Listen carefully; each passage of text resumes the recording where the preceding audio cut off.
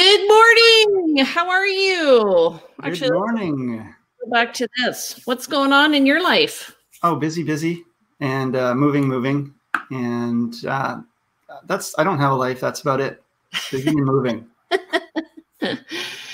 Well, for me, I was involved in a multiple offer on the weekend. I heard you were too. I was, yes. How'd that go? Incredibly crazy. 18 offers on a property.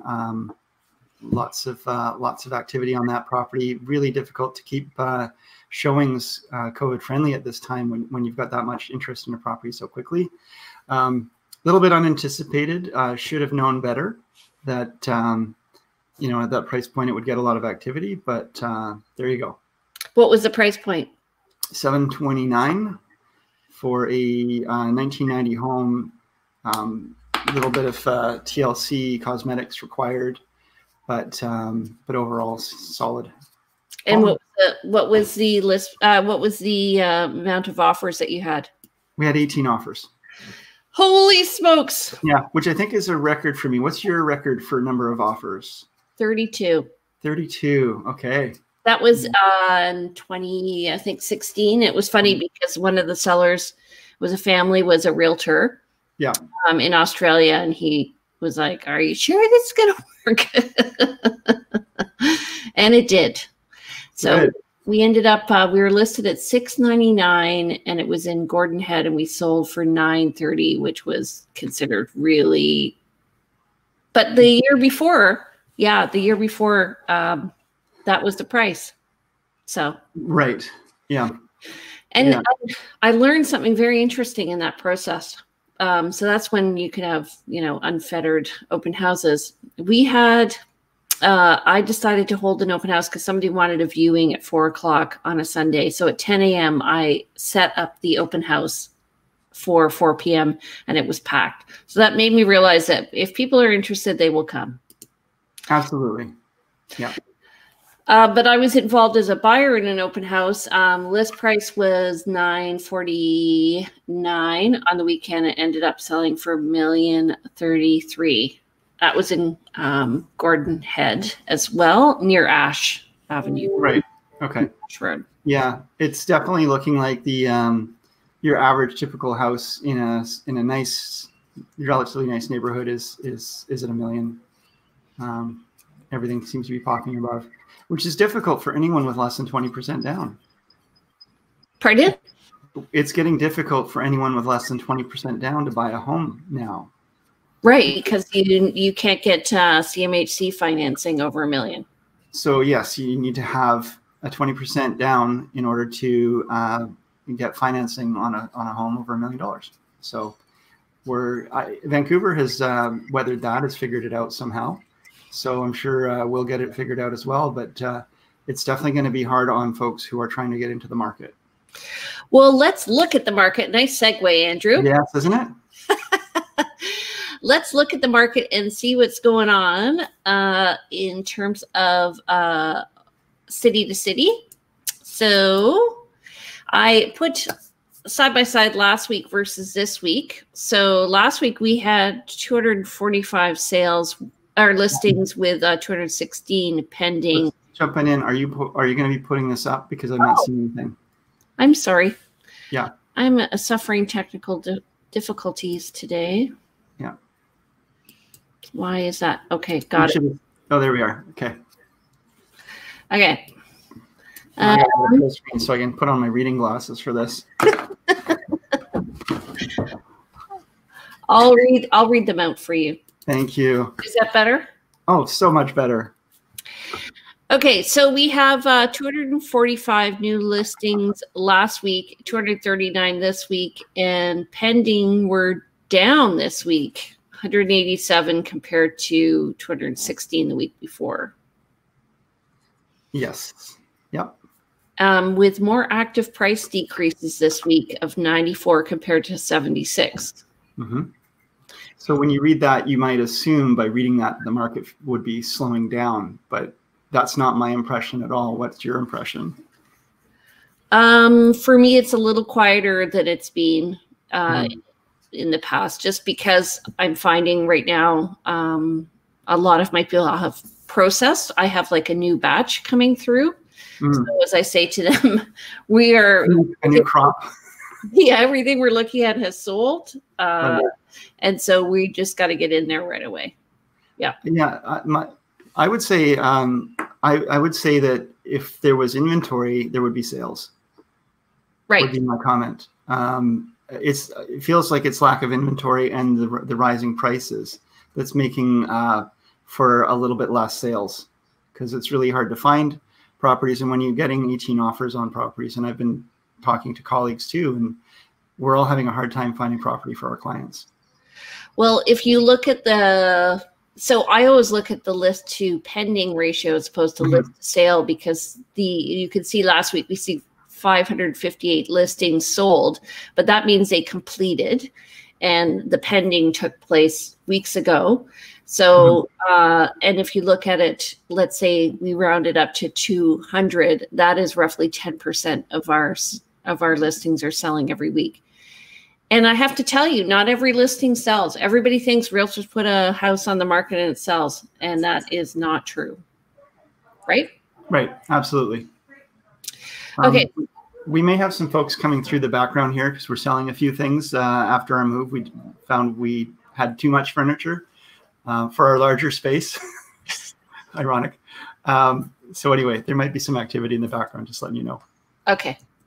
All right. So this is a very interesting matrix that we looked at before.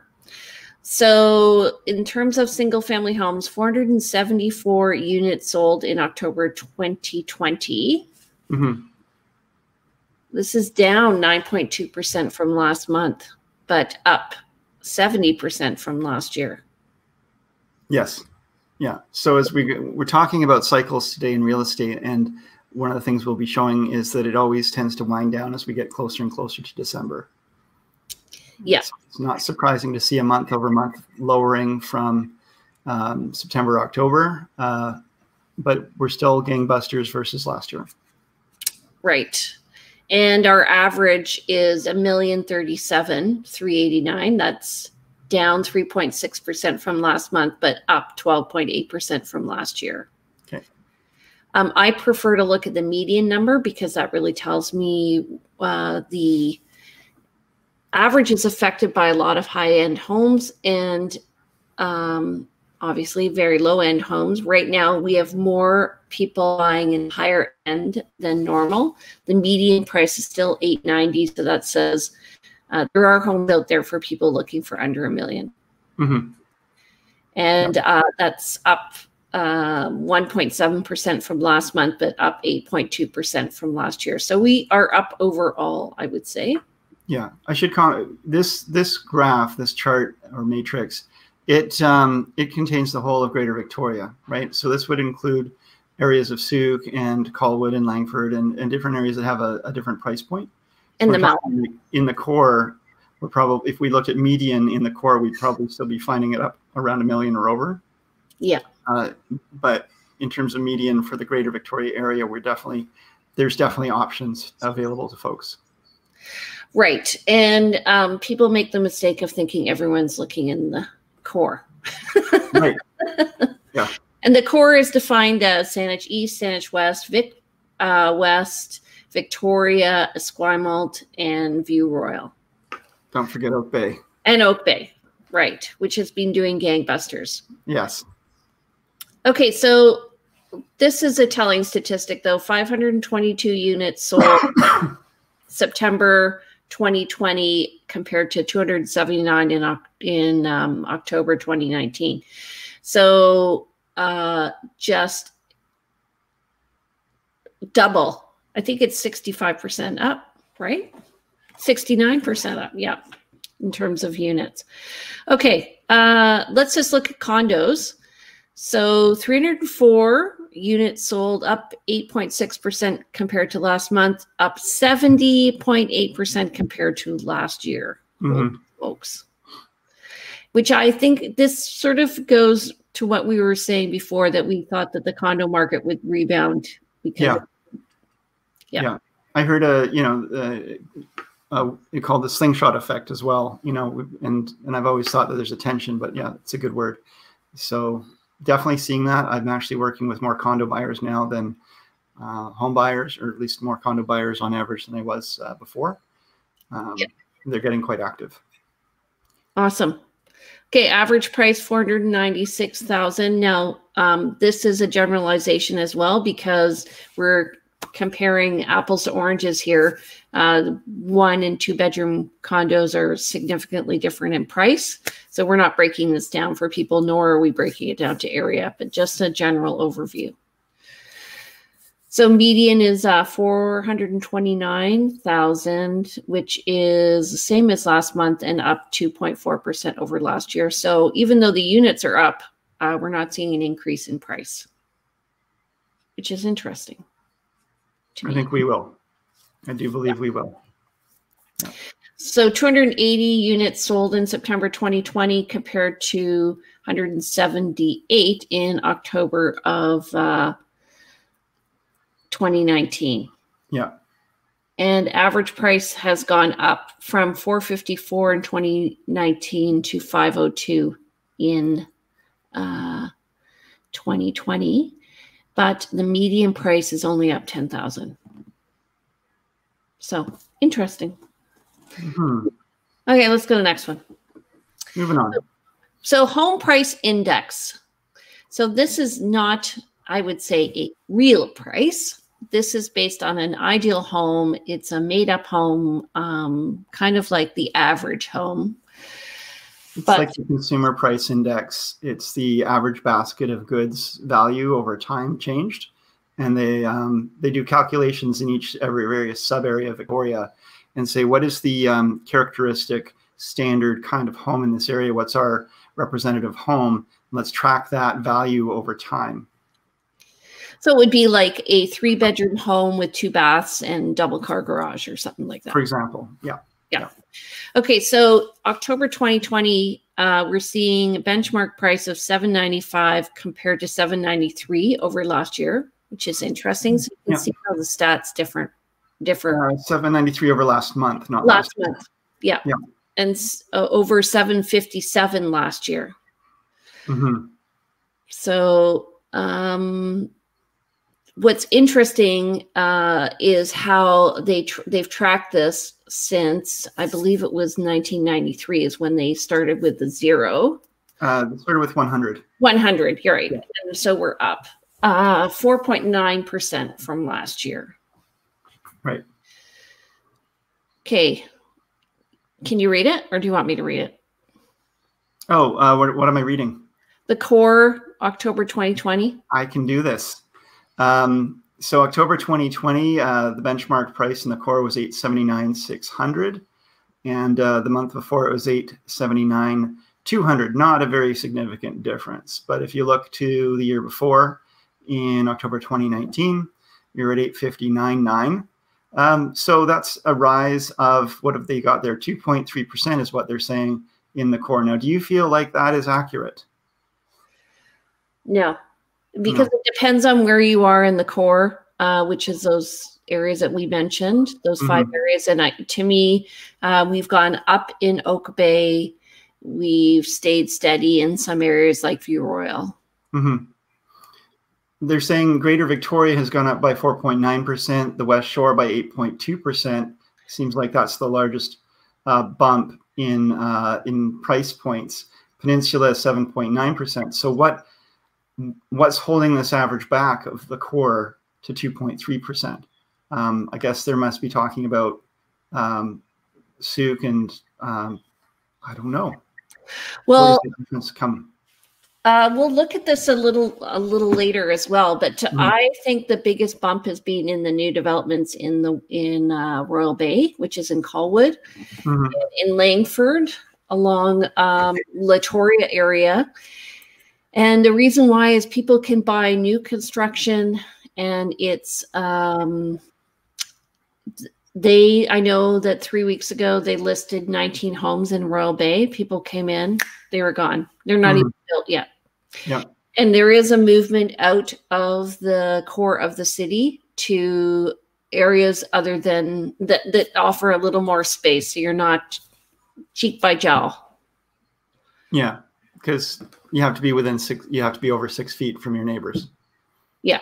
Yeah. Okay. Greater Victoria. You're supposed to laugh. So this is interesting. Condos, what we were talking about, though. 504,000 benchmark price this year compared to 500 last year. So not a big difference, 0.9%. Yeah. And then the with the core being at 512 and the West Shore being 431 and going up, that's an increase from 394.7 last year. That's an increase of 9.4%. So more people moving out of the core.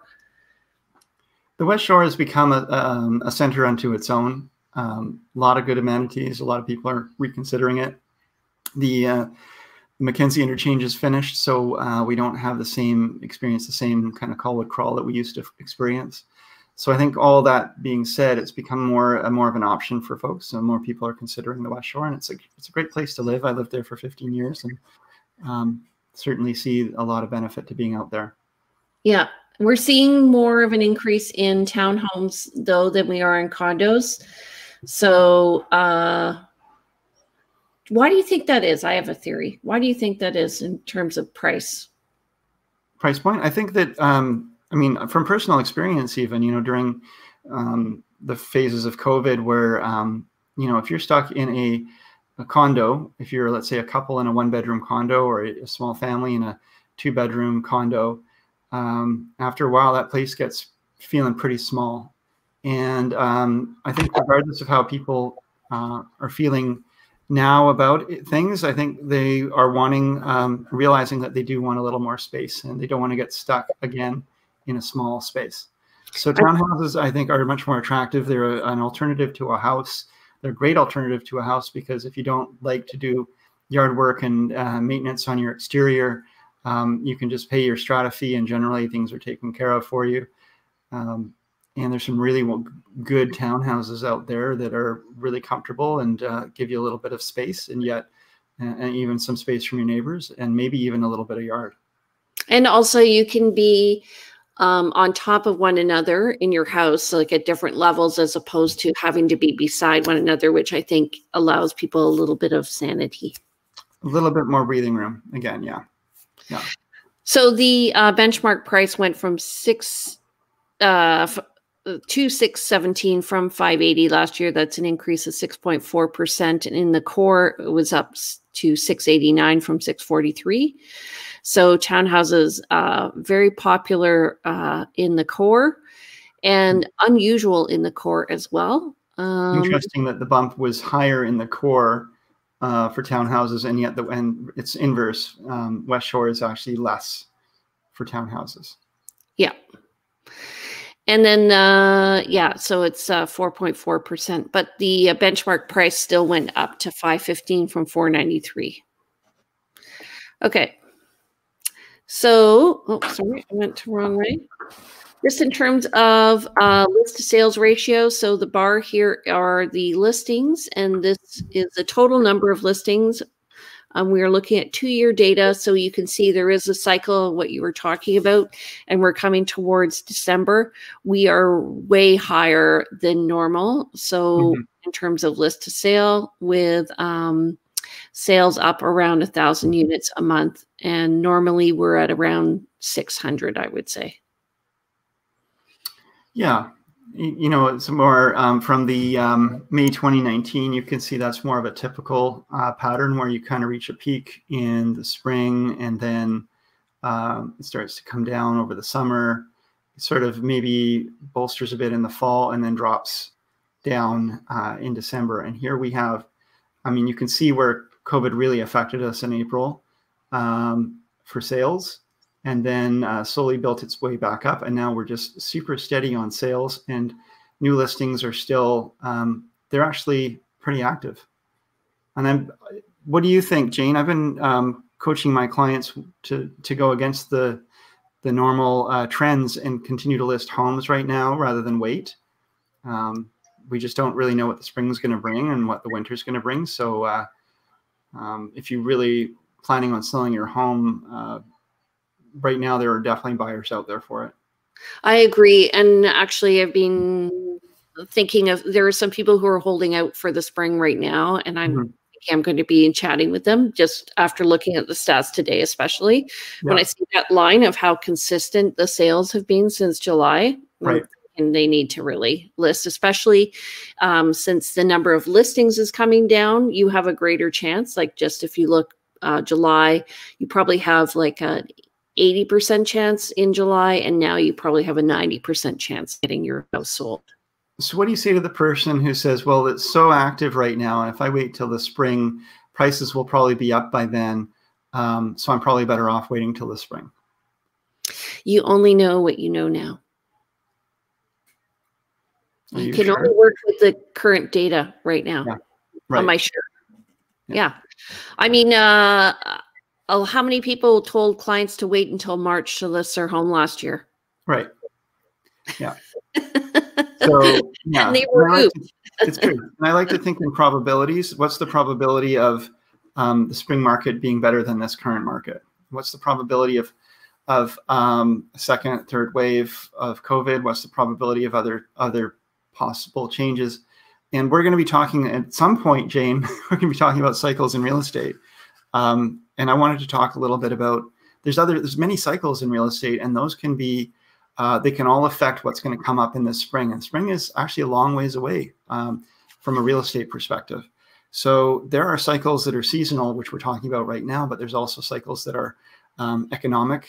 You know, what happens to our economy after, stimuluses and so on start to maybe give out, or people start to feel the effect of things. What happens with some regulatory, either stimuluses or tightenings? What happens with interest rates? All these things, the further we go out in time, the less we know what's going to happen. Right. And I think maybe in the spring, we might start seeing foreclosures. Agreed. And I suggest we talk about that next week, actually, because it's not an easy process for anybody. It takes a long time for it to happen. And so if there are people who are in the service industry who haven't been doing well, then we may see foreclosures. And if that happens, then we're going to see a flood on the market. So true. Yeah. And if you are out there and you're having a hard time paying your mortgage, and having to start paying mortgage again and so forth, you're finding yourself getting yourself into some trouble, you may want to consider beating to the punch in terms of selling before the bank comes calling, and especially if there's a lot of other folks in the same boat as you. So definitely talk to an agent, talk to Jane or I about what your options are, and we'll talk more about that next week. Jane or me, by the way. You're a realty teacher. Okay, so and this is exactly what we were looking at, the list to sale ratio here. So this is, if you list your house, what's the odds that it's going to sell? And in, I think it was January or February or March 2016, it was 90%. We're now at about 60%. So these are based on number of active listings and number of pending. So you're saying, wait a sec, you're saying the chance of selling now is only at 60% where it was 90% before? It was 90% a number of years ago when the market was so hot, and the list to sale ratio was 90%, and the average days on market was 7. I don't know what the average days on market right now are, but you're talking about it's off the graph. We're not seeing it on this graph right now, is what you're referring to. Okay. Yeah. And we're also seeing here that this is a seller's market when it is above 30%. Yeah. Okay. So this is the home price index, and just a summary. So looking at different areas: Victoria, the Core, West Shore, Peninsula, Gulf Islands, and the Malahat. I just found this very interesting. So we're looking at this is the value of homes and where they're increasing. And what we're seeing is West Shore, Peninsula, and Malahat are doing very well. Essentially, the outlying area, I think of it as concentric rings. And when you get a bunch of activity in the core area and it sort of saturates, then you get a spillover effect, kind of like a chocolate fountain, where it's spilling over into the lower and other areas, and it starts to fill those up. Because it reaches a certain point in the core where people just say, I'm not going any further or higher than this. But look at this over here. This is where the new level is. Let's flow over to this and fill this gap. So the way I look at it is people work on a price continuum. So if they want to spend $800,000 on a house, they're going to get a shack in the city. And as they go further out, they can get new construction on the West Shore, or they could get property with land in the Gulf Islands or on the Malahat. Or a ranch in northern BC. Or a palace in Alberta. Yeah. Okay, condominiums. I thought this was so cool. Interesting. 9.4% on the West Shore. Yeah. That's great. And so Victoria has done sort of even over the past 12 months, and the Peninsula has gone down. So there's been a lot of new construction condos in the West Shore. And of course, new construction tends to sell for a little bit more than, let's say, a 10 or 20-year-old resale condo. How much of this 9.4% bump do you attribute to the fact that there's a lot of new construction going on in the West Shore? I think there's two reasons. One is the prices are less on the West Shore. You get more square footage for the price. This speaks to the continuum that you were talking about. Right. And there's been less pressure to work closer to town now that more people can work from home. So I think that that's affected things. Right. Okay. So this is the trend over time. And what interested me about this is in terms of price, you can see the West Shore was consistently lower. So West Shore is the orange line, folks? Yeah. Victoria, the core, is the red line, and the blue line is all, so single family in the core. So we're talking Saanich East, Saanich West, View Royal, Victoria, Oak Bay, and Esquimalt. So, and I think the reason why Victoria remains high is because of what's happening, or sort of the core is because of what's happening in Oak Bay. The benchmark prices, I think, is affected by the averages in Oak Bay. Mm-hmm. What do you? Oak Bay seems to have just jumped out of the jumped ahead on the race. If you're looking at a horse race, it's by a couple of lengths ahead. It seems of other areas. I'm seeing just properties listing at 1.5 million, 1.7 million, and they seem to actually be moving. Where a few years ago or last year that would have not even been considered. Well, it would have been, but it would have taken quite some time. So now it's almost like an average home in Oak Bay is 1.3 to 1.5. It seems. What's your call on that, Jane? So I went to show a property last week that was listed at 1.249. And what was interesting, actually, it was kind of interesting. There were two properties that were listed, one here and one here. And this one had been listed high. I don't know if you can see my hand. What are we talking about here? Like on a hill? No, like price wise. Okay. And this one was listed at 1.6, and then it creeped down in terms of price. And this one was listed at 1.25, and it got 6 offers. This one got 1 offer, and they both ended up at the same price, which was, what was the price? Let me just check. It was anyway, at equal value. So I'm thinking it was 1.4. 2.5. So the first one that was listed high, he was listed higher than what people were looking at, and then he ended up going under 1.5. And the other one, he reached at 1.249. He reached a lot of buyers in Oak Bay, and then I just thought it was very interesting. They ended up at the same You tend to reach your level, and people don't always understand this when listing their homes. But if you list a property low, and you you give yourself time to have exposure to the market, you're going to get market value. If you list your home high, you'll eventually come down to market value, perhaps less.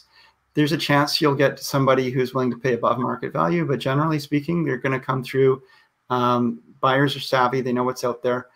Everything reaches its level. It's more about the path you take to get there. Right. So I don't know if you can see this, but if you look at the market as a pyramid. Do you want to put yourself full screen there, Jane? You want to tiny little.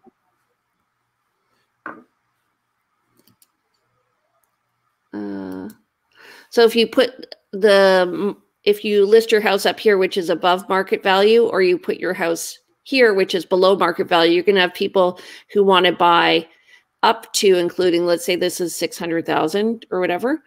Anybody looking, if you're listing your house at market value, will consider this to be a really good price.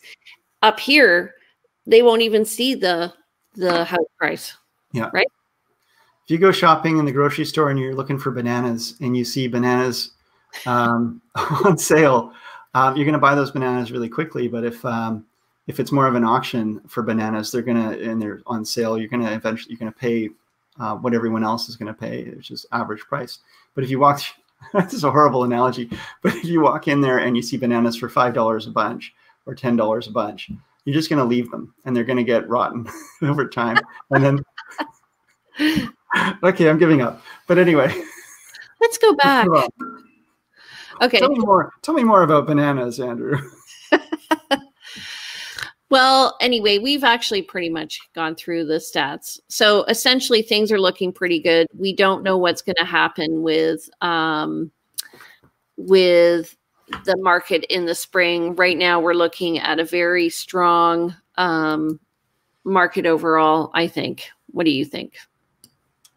It's extremely strong. If you have a property to sell and you list it, even a property, unfortunately, that needs some work, or is not in an ideal location, it will gather attention. It will sell if it's priced right, as opposed to in other markets, it might sit for a long time.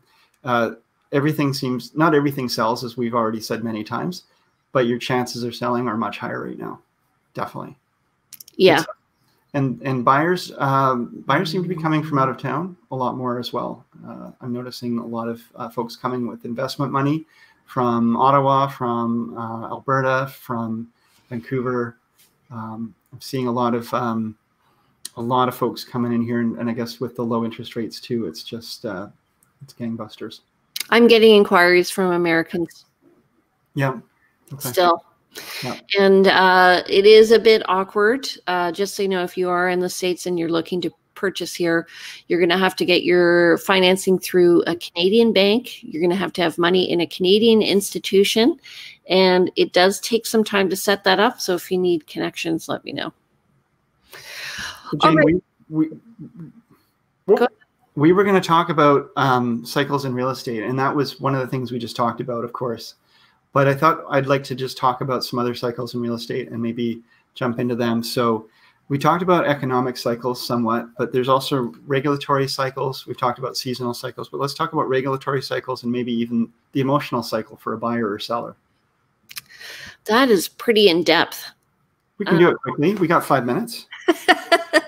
Well, first of all, actually talking about the emotional, I just want to say I got my new mask. What do you think?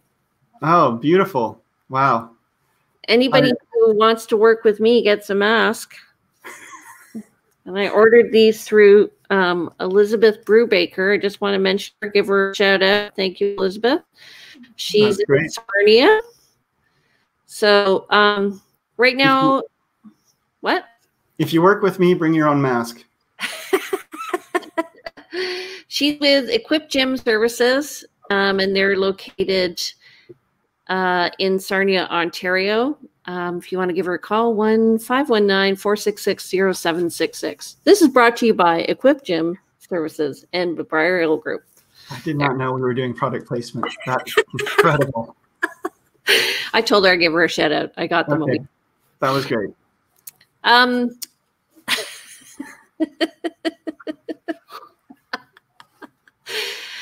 So actually, how many more did you order? A lot. I just wanted to say though, let's just keep on track here. I went to a showing the other day and the tenants were home and they were wearing masks and we were going in wearing masks. First of all, if you want to be safe, don't stay in the home during the showing. I liken it to going to a shop and taking the shirt off the salesperson versus taking the shirt off the rack. It's a lot easier to buy it off the rack because people look and they feel like they're intruding on your space. So number one, you're sharing air. Number two, you're sharing space. There's, in terms of the cycle of listing, I find people are very, very optimistic the first 3 weeks. And then by the third week, they kind of tend to go in a down.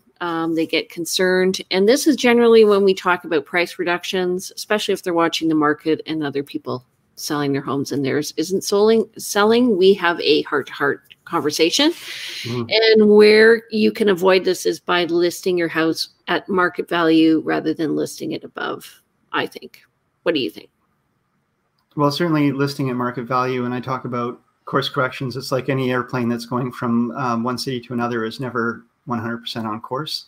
It's always getting a little bit buffeted and a little bit knocked off course. And so you're always doing course corrections. And when you find yourself off course because you thought you were going from one place to another, you listed at a certain price. If you find yourself not getting the activity you were anticipating, you're not in the place you thought you were going to be, you have to make a course correction. So it's really about doing it in real time, is my opinion, whether it's 1 week or 3 weeks or a month. Looking at what's happening, looking at what's going on in the market.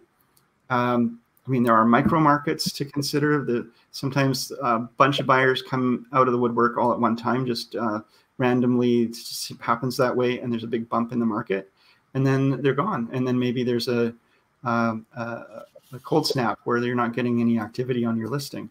You have to kind of anticipate and look for the bigger trends and understand what's happening and trust the process. But definitely course corrections are important. Well, I think also just realizing if you want to buy a house, look when other people aren't looking. Like look at Christmas time. Look during December, because your likelihood of finding a home is higher, or to actually successfully close on a home, because other people aren't looking. Usually. I think right now there's still, I think even through December, we're going to find that's bucking the trend. Just if you're looking to buy a home, just look. Just keep looking. But you're going to have to be pretty active. And anyway, we're getting off the topic of the cycles. But I find working with buyers, they go through certain cycles. Like there's the emotional cycle of, I really want to buy a home and I've got this rosy idea of what it is. And here's my list of everything I want in a home. And then there's a managing of expectations as we go out and look at homes, and they find that maybe what their money will buy isn't what they're expecting. They go through some reality checks there. Maybe there's some disappointment. Maybe in this market, they make an offer on a property that they've fallen in love with. They don't get it. Now they're licking some wounds and they're trying to decide is this really worth this emotionally? And they have to have some resilience when they have to be talked through it and they have to be coached. There's a lot going on there to get people to their ultimate goal, and to just continue to remind them of what their intentions are or were at the beginning, and whether or not they're still on track for that. And that goes back to those course corrections. Are we getting where you want to be, and how do we continue to go there? And if we keep hammering at this nail, are we going to end up with the hammered nail, or do we have to find a different nail to hammer here? I find a lot of people put too much pressure on themselves to find their home quickly. Mm-hmm. And like they'll say, I'm coming for the weekend, I'm going to buy a house. Yep. Well, often you spend more time trying on a pair of pants than you do looking at homes. So take your time, give yourself some time, because I think it's an unrealistic expectation to find shelter in a few days. And part of that, I can help with that by having a really good conversation And some people, I find also buyers don't have the conversation because they consider it a waste of time. What they don't know is that we are looking at properties all the time. And so when they mention their criteria, to me, visually, I'm screening properties in and out.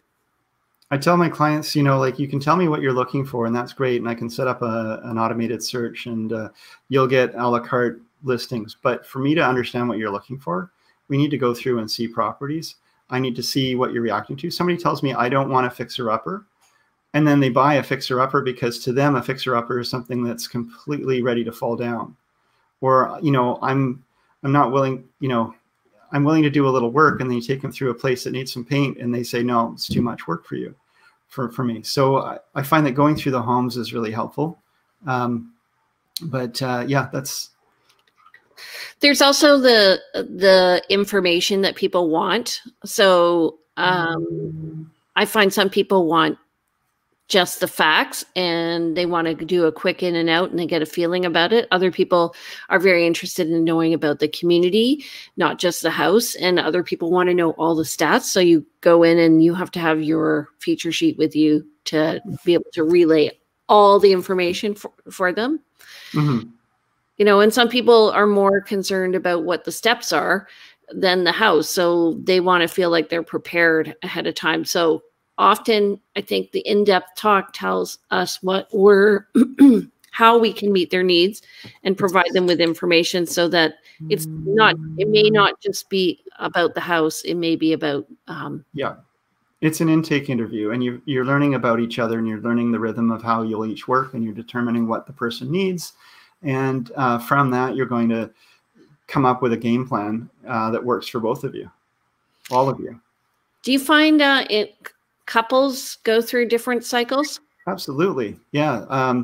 Depending on the couple, some are really aligned with what they're looking for. And other times you really have to have a lot of check-ins and a lot of you know, you're working on this Venn diagram of like person A wants this and person B wants this. And sometimes there's some overlap, and sometimes it's hardly ever any, and you need to really understand that. And sometimes there's some real discussions on whether this is realistic or not. And you know, this can be a make or break for some relationships where they realize, you know, this isn't actually going to work, which is unfortunate. But and I've worked with folks. It's interesting, the dynamics of couples. But I've worked with folks who bicker and argue and continuously are at odds with one another when they're mean to each other as you're walking through homes, but they love each other dearly, and it's just their process, and you're this witness to what's happening. But everybody's different in their process, and it's a stressful time buying homes. So you just got to respect where everyone's at and sit with them in that. So I find it fascinating. I find it fascinating too, because it also, you realize that sometimes the person who talks the most is not the one who's making the decision. Yeah, the quiet one looking around. So yeah, again, understanding what people need, and that's really quite important, and what they're feeling they're missing, and having that communication piece is so important too. So one thing actually about cycles is election cycles and how those affect the market. And a lot of people hesitate when something changes. Same thing with major announcements. And everyone just kind of goes, what's that going to mean? Mm-hmm. But to me, that's an opportunity if you want to make a quick decision. Again, there's a bit of a herd mentality with real estate, I find. There is. Yeah, other cycles would be like weather cycles. You know, suddenly there's it's been beautiful weather for weeks, and then there's a storm, big windstorm or something happening, and of course nobody wants to go out and show properties or view properties. And there's this lull, and somebody had scheduled to list their home that day. It comes up, and they get nobody through except this one intrepid agent and their clients, and they were able to make an offer and get their clients into that home where they would have been competing against multiple people had it been a different time. Or it could be horrible weather for a while, and it turns into a beautiful day, and everybody's at the lake. I find that these transition times are little opportunity times. Same with holidays. Agreed. And it's funny whether or not you do an open house on a long weekend or not. That's always something that realtors we're always struggling with that, because we negotiate two things all the time: money and time. Yeah. And often we don't have time with our families. So the opportunity to go away during a long weekend is a big one, and managing that's why I bought in Shawnigan, so that I could at least get away without going too far. Yeah. You. Okay. So, and then right now we're talking, I think, the hesitancy is just sort of being over with the U.S. election. Mm-hmm. I know a lot of Canadians are exhaling. I don't know what there seems to be a mixed response, obviously, in the U.S. with the closeness of the response. But what do you think?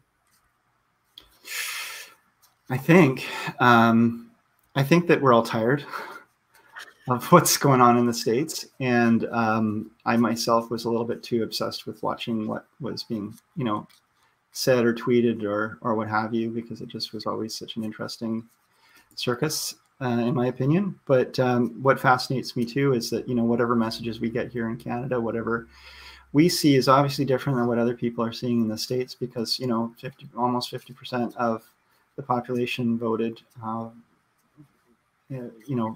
There was a 50-50 split in the States, and that's the thing that saddens me the most, is just that there's so much division, ideological division, and people really feeling so strongly about it, they're willing to take action. And I don't know that this is, I don't think we're going to be going back to a way it was, and I don't know if we ever will. We have neighbors to the south who are a little volatile and emotional, and still have some wounds to lick. So we'll see where it all comes down to healing. I hope for healing. Yeah, I hope you are too. Okay, so next week, would you like to talk about foreclosures? I agree. Yeah, let's do it. How to make those work, what's going on with them, what are we seeing? I've been seeing a few foreclosures lately advertised, and I think we will be seeing more. So let's do it. Okay, and we'll also talk about the process of going into foreclosure and the process coming out, and what a buyer experiences, right? What a buyer and a seller experiences. Let's talk both sides of that. Yeah. Okay. Yeah. So if you want more information about what's happening in your area, please contact me. I'm Jane Johnston with the Briar Hill Group at RE/MAX Camosun. And you are? I am Andrew Plank, and I'm at Royal LePage, and you can reach me at 360-6106 or at my website, andrewplank.com. Happy to answer any questions you may have. Okay, so we'll see you next week. We're talking about foreclosures. That's at 10 a.m. Be here or be square. And Jane and me are looking forward to seeing you.